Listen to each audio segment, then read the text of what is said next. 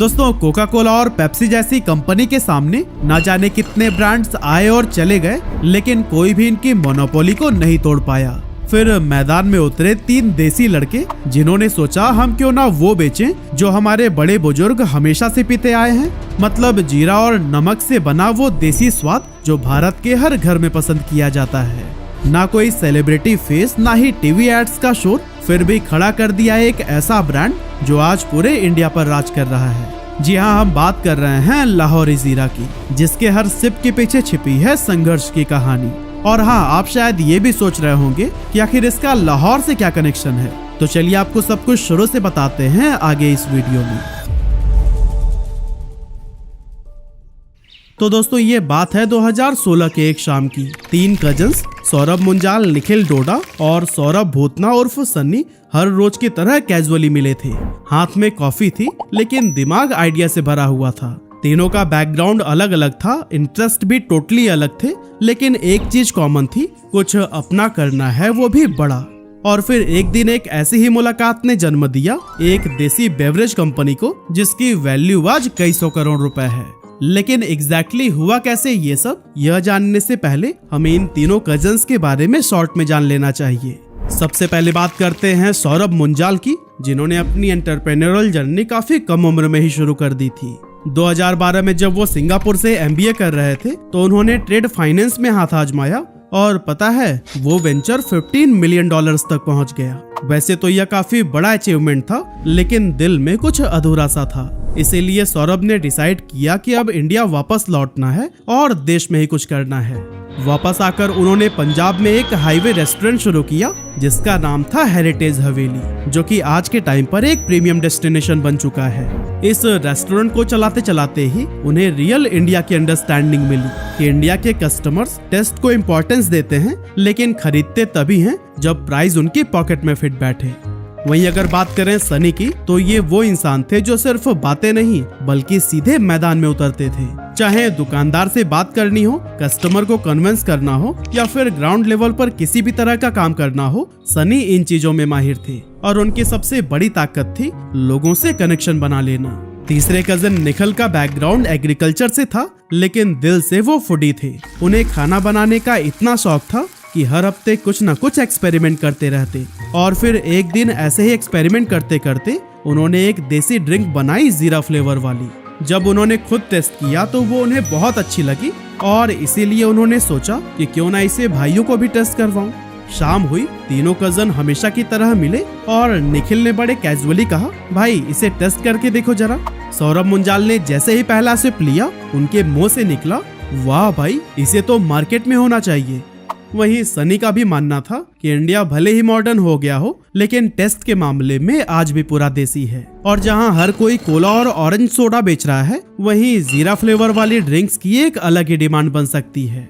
अब ऐसा भी नहीं था कि इंडिया में इससे पहले कोई भी जीरा ड्रिंक आई ही नहीं थी। साल था 1977 का, जब गवर्नमेंट रूल्स की वजह से कोका कोला इंडिया से बाहर चला गया था। तब पार्ले ने एक जबरदस्त मसाला फ्लेवर ड्रिंक मार्केट में लॉन्च की थी, नाम था रिमझिम। एंड बिलीव मी, उस टाइम रिमझिम काफी ज्यादा हिट हुई थी। लेकिन जैसे ही कोका कोला इंडिया में दोबारा लौटा, उसने पार्ले के सारे सॉफ्ट ड्रिंक ब्रांड्स खरीद लिए और रिमझिम को बंद कर दिया, क्योंकि कोका कोला सिर्फ उन्हीं प्रोडक्ट्स में ही इन्वेस्ट करना चाहता था जिन्हें वो ग्लोबल लेवल पर बेच सके। और यही रीजन था कि इंडिया में कोई भी बड़ा जीरा फ्लेवर ड्रिंक दोबारा उभर नहीं पाया। हाँ, बीच बीच में कुछ रीजनल प्लेयर्स जरूर आए, जैसे मुंबई का जीरो मसाला, ओडिशा का स्पाइस अप और कर्नाटका का बिंदु जीरा, लेकिन इनका दायरा सिर्फ अपने अपने इलाकों तक सीमित रह गया। नेशनल लेवल पर कोई नाम नहीं बना सका। सौरभ और उनके कजन्स को ये बात क्लियर हो चुकी थी कि अगर हमने ये गैप नहीं भरा तो कोई और भर देगा। और बस यही सोचकर उन्होंने लिया एक बोल्ड स्टेप, मार्केट में जीरा फ्लेवर ड्रिंक लॉन्च करने का।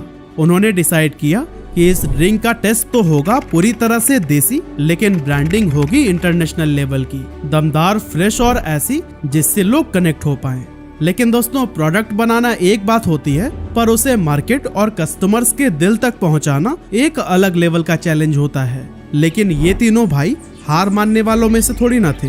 अपने विजन को साथ लिए 2017 में रखी गई आर्कियन फूड्स की नींव, जो कि लाहौरी जीरा की पेरेंट कंपनी है।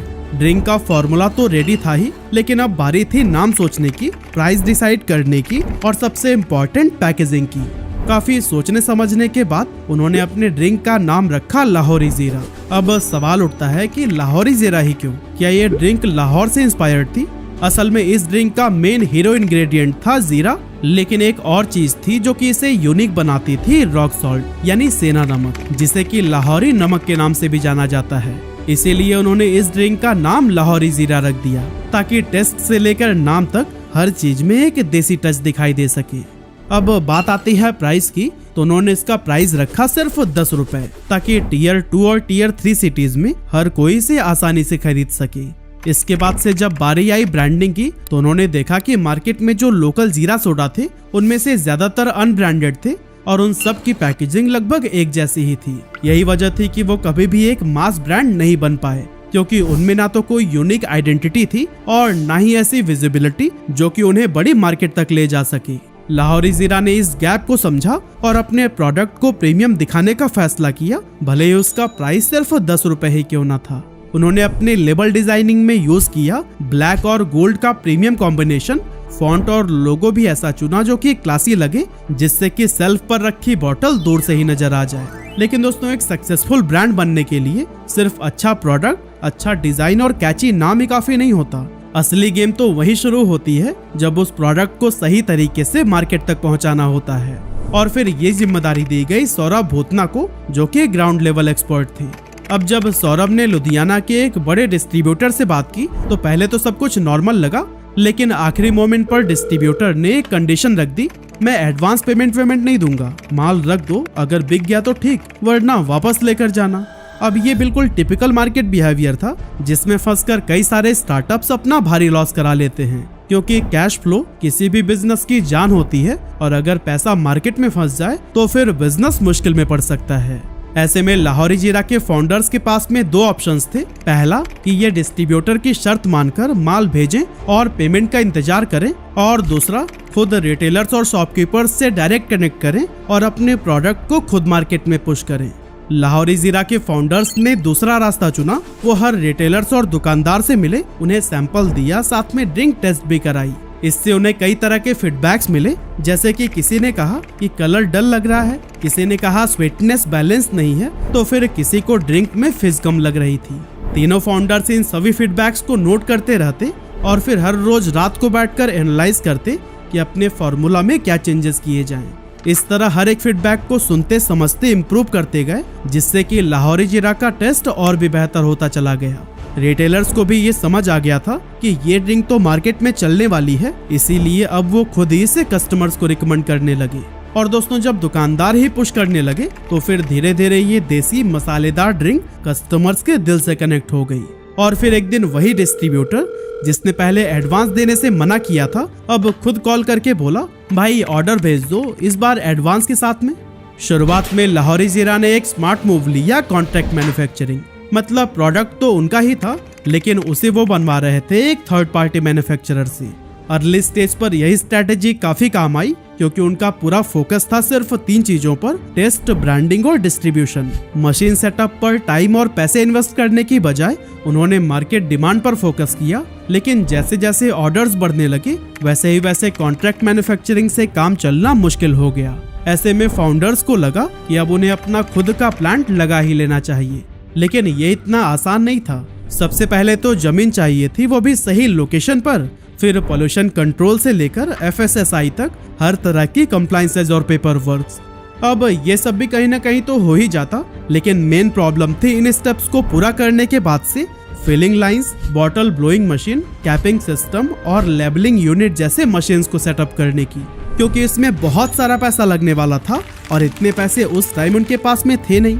इसीलिए उन्होंने अपने फैमिली और फ्रेंड से लोन लिया, प्रॉपर्टी को गिरवी रखा और यहाँ तक कि कुछ फर्नीचर्स भी बेच डाले। और फिर इस तरह काफी कठिनाइयों के बाद पंजाब के रोपार में उन्होंने अपना पहला मैन्युफैक्चरिंग सेटअप खड़ा किया, जिसकी कैपेसिटी थी 96,000 बॉटल्स पर डे की। शुरुआत में तो ये काफी लगा, लेकिन जैसे जैसे मार्केट में टेस्ट वायरल हुआ, डिमांड इतनी तेजी से बढ़ी कि ये कैपेसिटी भी कम पड़ गई और तब लाहौरी जीरा ने अपनी मैन्युफैक्चरिंग यूनिट को स्केल अप करके 1.2 मिलियन यानी कि 12 लाख बॉटल्स पर डे तक बढ़ा दिया, जिसका सीधा असर कंपनी की ग्रोथ पर पड़ा और फाइनेंशियल ईयर 2021 में उनका रेवेन्यू पिछले साल के 5 करोड़ से बढ़कर 80 करोड़ रुपए पहुंच गया। लेकिन जैसे जैसे सब कुछ सेट होता हुआ दिख रहा था, वैसे ही अचानक एक झटका लगा। साल 2021 में सरकार ने कार्बोनेटेड ड्रिंक्स पर टैक्स बढ़ा दिया सीधा 40% तक, 28% जीएसटी और 12% कंपनसेशन सेस। लाहौरी जीरा के लिए ये एक बहुत बड़ा झटका था, क्योंकि पहले से ही उनका प्रॉफिट मार्जिन बहुत कम था और कंपनी ने भी अपने ड्रिंक का प्राइस काफी सोच समझ कर रखा था, क्योंकि उन्हें पता था कि प्राइसिंग स्ट्रैटेजी के दम पर ही मार्केट में अपनी जगह बनाई जा सकती है। इसीलिए जहां जीरो मसाला 20 रुपए में मिल रहा था, बिंदु जीरा 12 और पेप्सी की 250 ml की बोतल 20 रुपए में, वहां लाहौरी जीरा ने अपनी 250 ml की बोतल को सिर्फ 10 रुपए में लॉन्च किया था। 10 रुपए एक ऐसा प्राइस पॉइंट था जिसे छोटे शहरों के लोग आसानी से अफोर्ड कर सकते थे और इसी एग्रेसिव प्राइसिंग की वजह से लाहौरी जीरा की सेल्स तेजी से बढ़ी थी। लेकिन अब टैक्स बढ़ने के बाद इनके पास भी प्राइस बढ़ाने के अलावा और कोई ऑप्शन नहीं था। अगर वो इसे 10 रुपए में ही बेचते तो उसमें से सीधा 4 रुपए टैक्स चला जाता, बचते 6 रुपए, जिसमें retailer margin, bottle cost, transportation और मैन्युफैक्चरिंग सब कुछ कवर करना था, जो कि इम्पॉसिबल था। पर साथ ही ये भी डर था कि कहीं प्राइस बढ़ाने के बाद से लोग लाहौरी जीरा को खरीदना ही बंद न कर दे। ऐसे में उन्होंने एक स्मार्ट मूव लेते हुए प्राइस में बदलाव न करके बोतल का साइज 250 ml से घटाकर 160 ml कर दिया, ताकि सेम प्राइस ऑफर करके भी मार्जिन मेंटेन किया जा सके। और उनका ये मूव वाकई काम कर गया। और दोस्तों, सबसे इंटरेस्टिंग बात तो यह थी कि ये ग्रोथ बिना किसी बड़ी फंडिंग या फिर बड़े इन्वेस्टर सपोर्ट के हो रही थी, क्योंकि जहां बाकी स्टार्टअप्स भारी फंडिंग जुटाने और एग्रेसिव एक्सपेंशन के चक्कर में लॉस सह रहे थे, वहीं लाहौरी जीरा अपनी स्मार्ट बिजनेस अप्रोच से चुपचाप प्रॉफिट कमा रहा था। सौरभ मुंजाल की फिलॉसफी शुरू से ही क्रिस्टल क्लियर थी कि हम दूसरों की तरह 500 करोड़ रुपए जलाकर लाइमलाइट में नहीं रहना चाहते, हमें 50 करोड़ ही कमाकर एक सस्टेनेबल बिजनेस बनना है। सिंपल, पावरफुल और ग्राउंडेड सोच। उन्हें पता था इन्वेस्टर्स पैसे देते हैं तो फिर कंट्रोल भी लेते हैं, लेकिन वो शुरुआती टाइम में किसी के भी टर्म पर नहीं चलना चाहते थे। इसीलिए उन्होंने इनिशियल डेज में वीसी फंडिंग लेने से साफ मना कर दिया। अब जब सेल्स तेजी से बढ़ने लगी तो लोग पूछने लगे, टीवी एड्स कब आएंगे भाई, किसी क्रिकेटर को ब्रांड एम्बेसडर क्यों नहीं बनाते। अब दोस्तों, यही वो पॉइंट होता है जहां कई सारे स्टार्टअप्स करोड़ों खर्च कर देते हैं, लेकिन सौरभ मुंजाल की सोच बिल्कुल अलग थी। उनका सीधा जवाब था, एड तभी काम करता है जब प्रोडक्ट हर जगह पर हो, वरना लोग एड देखने के बाद से प्रोडक्ट ढूंढते ही रह जाएंगे और वो मिलेगा ही नहीं। यानी पहले उपलब्धता और फिर एडवर्टाइजिंग। इसीलिए उन्होंने शुरुआत में मार्केटिंग पर 1 रुपए भी खर्च नहीं किया। और दोस्तों, इन्हीं स्ट्रैटेजीज का ही नतीजा था कि 7 साल बाद जब लाहौरी जीरा का पहला मार्केटिंग कैंपेन लॉन्च हुआ, हर कोई पी रहा लाहौरी जीरा, तो फिर वो तुरंत वायरल हो गया। मसालेदार, मजेदार, हर कोई पी रहा लाहौरी जीरा। ना कोई सेलिब्रिटी, ना कोई फ्लैशी फेस, लेकिन फिर भी एडवर्टाइजमेंट था सुपरहिट। अब शुरुआत में ये ड्रिंक सिर्फ पंजाब, हरियाणा, दिल्ली और यूपी तक ही सीमित था, लेकिन 2022 में उन्होंने 8 और स्टेट्स में ट्रायल शुरू किया और आज के टाइम पर अगर देखें तो फिर 18 राज्यों में लाहौरी जीरा ने अपनी स्ट्रॉन्ग पहचान बना ली है। आज 2000 से ज्यादा डिस्ट्रीब्यूटर्स और 5 लाख रिटेल आउटलेट्स के जरिए लाहौरी जीरा तेजी से मार्केट को कैप्चर कर रहा है। इसकी डिमांड इतनी स्पीड से बढ़ रही है कि कंपनी रोजाना 50 लाख बॉटल्स बना रही है, फिर भी पीक सीजन में सप्लाई डिमांड के मुकाबले काफी कम पड़ जाती है। आज की अगर बात करें तो लाहौरी जीरा की फाइनेंशियल ग्रोथ भी ठीक उसी स्पीड से बढ़ रही है जैसे कि उसकी डिमांड। लाइक फाइनेंशियल ईयर 2021 में जहां इसका रेवेन्यू 80 करोड़ रुपए था, वहीं फाइनेंशियल ईयर 2022 में ये बढ़कर 250 करोड़ रुपए तक पहुंच गया। लेकिन दोस्तों, ये तो बस अभी शुरुआत ही थी, क्योंकि 2024 में कंपनी ने 300 करोड़ रेवेन्यू का भी माइलस्टोन पार कर लिया, वो भी 3 गुना प्रॉफिट्स के साथ। और अब कंपनी का अगला गोल है 2025 में 500 करोड़ रुपए का रेवेन्यू पार करना।